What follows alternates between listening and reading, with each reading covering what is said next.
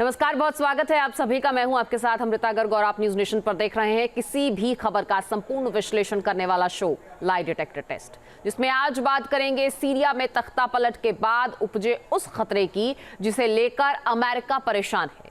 दरअसल सीरिया में तख्ता पलट के बाद ISIS फिर से अपना पांव जमाना चाहता है और उसकी मंशा सीरिया के गैस और तेल भंडार पर कब्जे की है।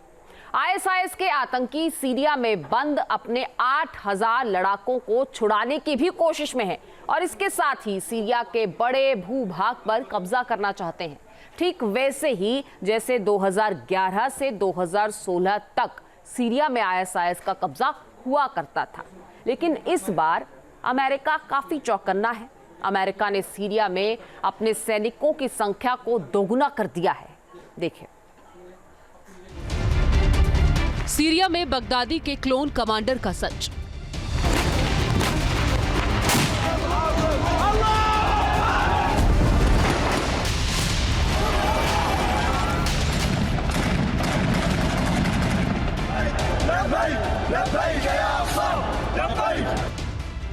क्या सीरिया में फिर से वही पुराने दिन लौटने वाले हैं जब ISIS के आतंकी लोगों का गला रेत दिया करते थे?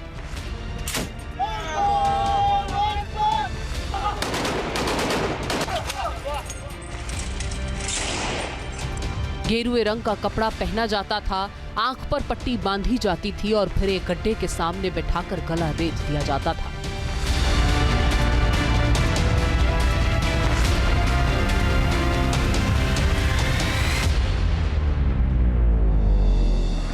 फिर इस वीडियो को सोशल मीडिया पर सर्कुलेट किया जाता था और लोगों के दिल में खौफ बिठाया जाता था।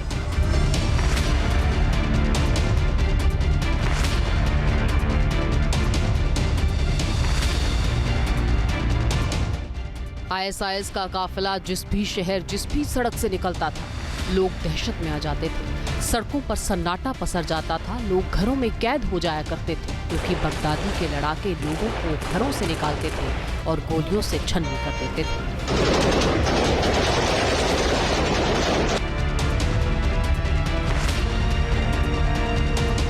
सवाल ये है कि क्या सीरिया में ISIS रिटर्न है? क्या ISIS के लड़ाके सीरिया को जहन्नुम बना देंगे?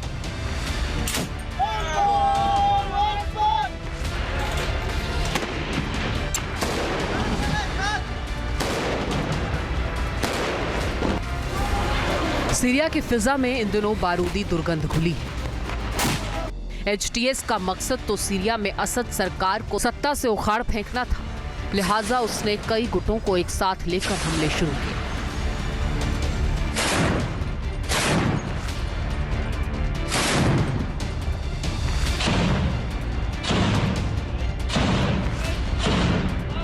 सीरिया में हमले के लिए सबका अपना अपना मकसद था और इसमें ISIS के अभी अपने मंसूबे हैं।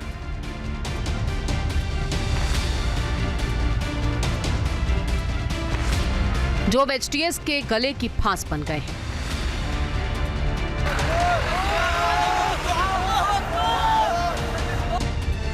पहले सीरिया में विद्रोह के किरदारों को आप समझ लीजिए।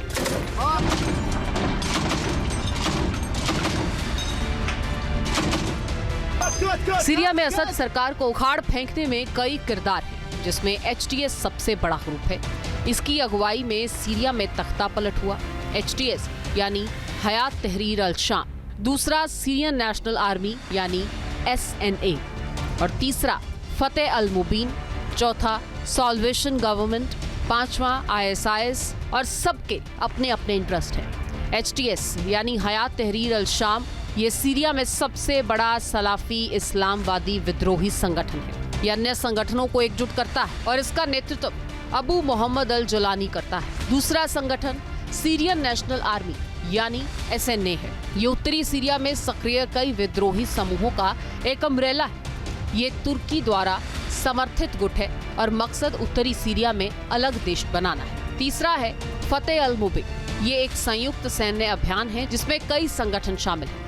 ये HTS को सपोर्ट कर रहा है। और चौथा है द साल्वेशन गवर्नमेंट। ये एक स्थानीय विद्रोही प्रशासन है जो HTS द्वारा नियंत्रित है और इन्हीं क्षेत्रों में काम करता है। मतलब कि HTS के साथ पूरी मुस्तैदी के साथ खड़ा रहता है। तो वहीं पांचवा है ISIS इसका मकसद है सीरिया की जेलों में बंद अपने लड़ाकों को छुड़ाना।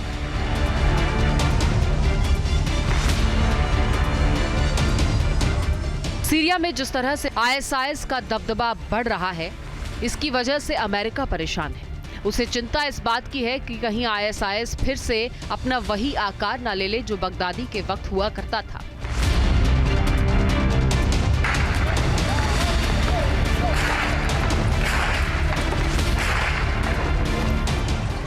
क्योंकि करीब 2012 से लेकर 2016 तक आईएसआईएस दुनिया का सबसे बड़ा आतंकी समूह हो गया था। इसके पास विध्वंसक हथियार थे, टैंक थे, तोपखाने थे और मिसाइलों से ये विध्वंसक प्रहार किया करता था।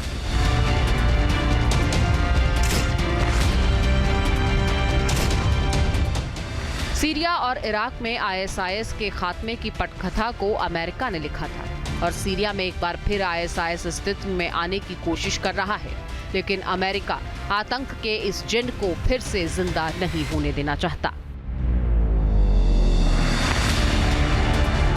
यूएस सेंट्रल कमांड फोर्स ने सीरिया के डेर अज़-ज़वार प्रांत में हवाई हमला किया।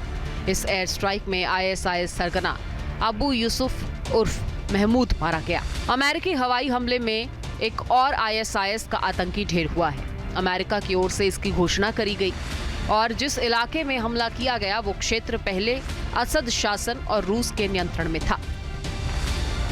यूसुफ को मारने की रिपोर्ट ऐसे समय आई है जब कुछ दिनों पहले अमेरिका ने सीरिया में सटीक हमलों के माध्यम से 12 आईएसआईएस आतंकियों को जहन्नुम की राह दिखाई थी। अबू यूसुफ सीरिया में आईएसआईएस के आतंकवाद का दूसरा रूप माना जाता था। पूरी दुनिया में आतंकवाद, कट्टरपंथ और आपराधिक गतिविधियों में उसका नाम जुड़ा था।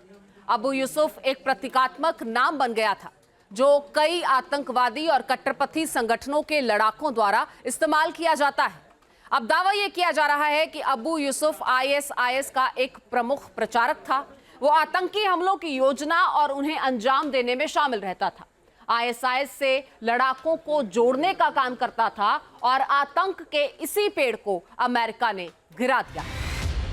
अमेरिका लगातार आईएसआईएस को कंट्रोल करने की कोशिश कर रहा है क्योंकि उसे डर है कि कहीं फिर से आईएसआईएस की ताकत 2012 से 16 वाली ना हो जाए, क्योंकि सीरिया में एचटीएस के साथ आईएसआईएस खास मकसद के साथ शामिल हुआ।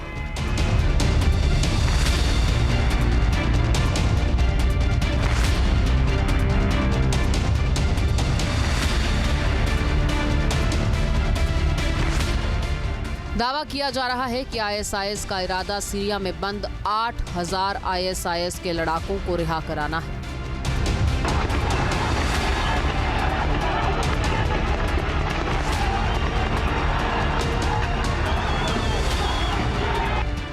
सीरिया में तख्ता पलट के बाद अमेरिका भी काफी एक्टिव है और जिस तरह से आईएसआईएस के आतंकी सीरिया में अग्रेसिव अप्रोच अपना रहे हैं, उससे संकट फिर से पूरे मिडिल ईस्ट पर छाया हुआ है। और वही दिन याद आ रहे हैं जब सीरिया से लेकर इराक तक आईएसआईएस के आतंकी तांडव मचाए हुए थे। लिहाजा अमेरिका अब सीरिया में आईएसआईएस के इस खतरे को देखते हुए एक्टिव हो रहा है।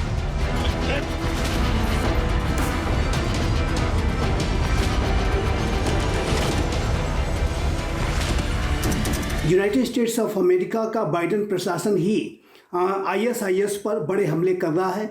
आईएसआईएस की जो आतंकी फिर से सिर न उठा पाएँ, फिर से अपना कोई वो बेस सीरिया में न स्थापित कर पाएँ, इसको लेकर के अमेरिका की जो फोर्सेस हैं वो लगातार आईएसआईएस पर कार्रवाई कर रही हैं। अपने पिछले कार्यकाल के दौरान तत्कालीन अमेरिकी राष्ट्रपति डोनाल्ड ट्रंप ने ही आईएसआईएस के रक्का और मोसुल के जो बेसेस थे उसको तबाह किया था। फिर से अब जो डोनाल्ड ट्रंप का शासन शुरू होने वाला है, तो ऐसे में तो आईएसआईएस सिर नहीं उठा सकता। मिडिल ईस्ट से आई एक रिपोर्ट के मुताबिक अमेरिकी विदेश मंत्री एंटनी ब्लिंकन ने ब्लूमबर्ग सर्विलांस प्रोग्राम में बताया कि बाइडेन प्रशासन सीरिया में अपने सैनिकों की संख्या बढ़ा रहा है।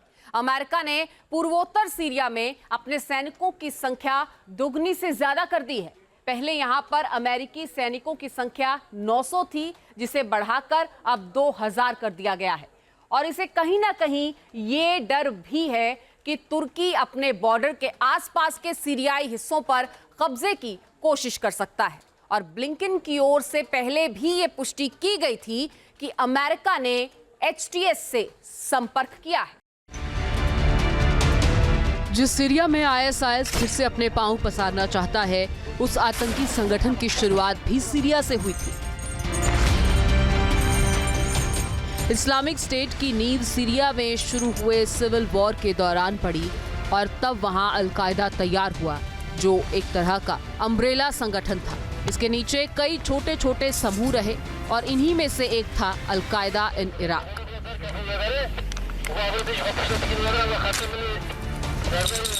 इसके मिलिटेंट ज्यादा आक्रामक और ज्यादा कट्टर थे। ताकत बढ़ती चली गई और बाद में इसने खुद को एकदम अलग तैयार कर लिया और इसका नाम अलकायदा इन इराक से बदलकर Islamic state of Iraq and Syria हो गया। साल 2011 से अगले 4 ही सालों के भीतर इस्लामिक स्टेट ने सीरिया के सभी बड़े शहरों पर कब्जा कर लिया। यहां तक कि इराक में भी उसकी धमक सुनाई देने लगी है। कुल मिलाकर लगभग 1 लाख वर्ग किलोमीटर की टेरिटरी पर इसका पक्का राज चलता था, जबकि आसपास के इलाकों में भी असर दिखने लगा था। सीरिया पर कब्जे के बाद आईएसआईएस आम लोगों को भी निशाने पर लेने लगा। 2011 से 16 तक सीरिया में आईएसआईएस ने बारूदी दुर्गंध खोल दी थी।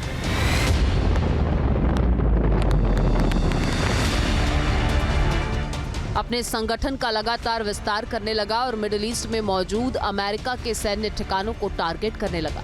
सीरिया के साथ साथ आईएसआईएस का खतरा पूरे मिडिल ईस्ट पर मंडराने लगा और लिहाजा जितनी तेजी से आतंक के ये संगठन बढ़ते चले गए, उसकी बर्बादी की स्क्रिप्ट भी उतनी ही तेजी से लिखी जाने लगी थी। साल 2016 से अगले साल भर के लिए अमेरिका समेत कई देशों ने मिलकर सीरिया और इराक में सैन्य अभियान चलाया और इस्लामिक स्टेट को खत्म करने में लग गए। आखिरकार साल 2017 तक आईएसआईएस ने सीरिया और इराक में अपना ज्यादातर इलाका खो दिया। अगले कुछ समय में पूरे देश को ही इस्लामिक स्टेट मुक्त घोषित कर दिया गया, हालांकि ऐसा हुआ नहीं।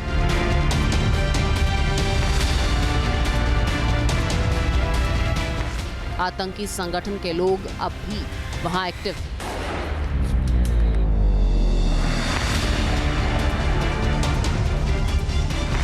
सीरिया के रेगिस्तान और इराक के कुछ दूर दराज के इलाकों में आईएसआईएस के लड़ाके अभी भी छिपे हुए हैं और छिटपुट हमले करते रहते हैं।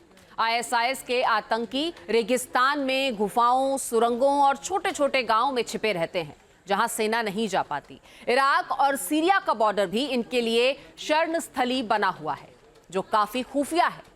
यूफ्रेटिस नदी घाटी का एक हिस्सा भी इन्हीं लड़ाकों का गढ़ है और अब जब एक बार फिर इन्हें सीरिया में अपने पांव मजबूत करने का मौका एचटीएस ने दिया है, तो ये फिर से अपना आकार बढ़ाना चाहते हैं और सीरिया में बंद अपने 8000 लड़ाकों को छुड़वाना चाहते हैं।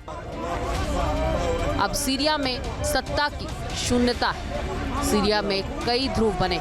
एचटीएस का कमांडर बार बार दावा कर रहा है कि सीरिया को अफगानिस्तान नहीं बनने देगा, लेकिन सीरियन नेशनल आर्मी यानी एसएनए जैसे ग्रुप, जिसमें कुर्दिश लड़ाके भी शामिल हैं, उनका नॉर्थ सीरिया पर कब्जा हो चुका है। वो अलग देश की डिमांड कर रहे हैं। ऐसे में हितों का टकराव भी सीरिया में अब शुरू हुआ है।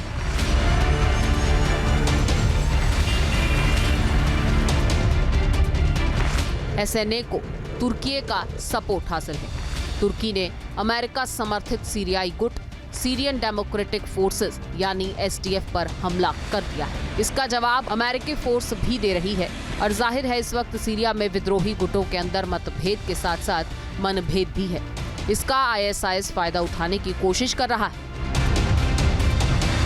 टर्की कुर्दिश मिलिटेंट्स को अपने लिए शत्रु मानता है और चाहे वो पीकेके हो, चाहे वो वाईपीजे मिलिटेंट्स हो, सीरियन डेमोक्रेटिक फोर्सेस हो, सभी के विरुद्ध जो टर्की है वो कार्रवाइयाँ कर रहा है और टर्की अपने हितों की रक्षा करने के लिए कार्रवाइयाँ कर रहा है। ये जो रीजनल पावर्स और ग्लोबल पावर्स की तरफ से जो कार्रवाइयाँ की जा रही हैं, वो अपने अपने हितों को सुरक्षित रखने के लिए प्रीएम्प्टिव मेजर्स के तहत कार्रवाइयाँ की जा रही हैं। प्रीएम्प्टिव स्ट्राइक्स महाशक्तियाँ कंडक्ट कर रही हैं। सीरिया में तेल और गैस के भी बड़े भंडार हैं। इस्लामिक स्टेट इन पर कब्जा करके अपनी आर्थिक स्थिति को मजबूत करना चाहता है। अमेरिकी सैनिक तेल भंडारों के आसपास बने हुए हैं, लेकिन असद सरकार के गिरने के साथ उनकी हालत भी थोड़ी कमजोर पड़ सकती है। सैनिकों के साथ और भी कई चुनौतियां हैं, जैसे स्थानीय लोग उनके विरोध में रहे हैं।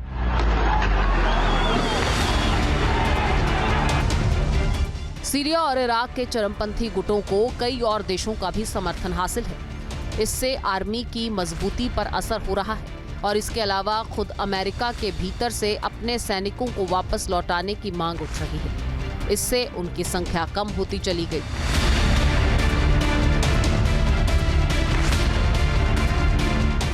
लेकिन अब इस्लामिक स्टेट के खतरे को देखते हुए अमेरिका ने सैनिकों की संख्या को दुगना कर दिया है, ताकि सीरिया में ISIS की फिर से वापसी ना हो सके। नहीं तो फिर से इराक और सीरिया में हालत बद से बदतर हो सकते हैं। Team news nation.